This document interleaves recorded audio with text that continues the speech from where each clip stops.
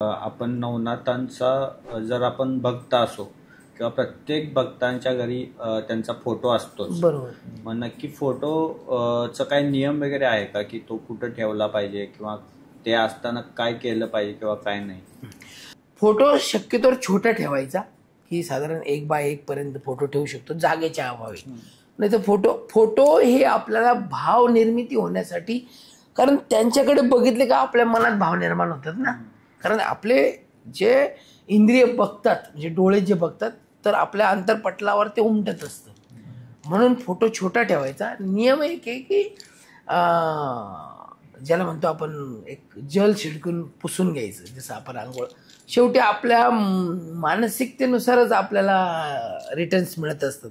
त्यामुळे असे काही खास नियम नाही आहे, परंतु मूर्तीचा नियम आहे.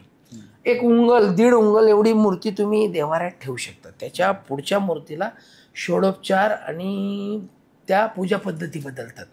पण भोळ्या भक्तीसाठी तुम्ही छोटे फोटो, छोटी मूर्ती एवढंच, जे तुम्हाला मनापासून भक्तिभाव ज्या ईश्वराच्या चिंतनाने येत असेल त्याच्या समोर प्रतिमा किंवा फोटो ठेवणं अनिवार्य आहे. बाकी याच्यात काहीच लॉजिक नाही आहे.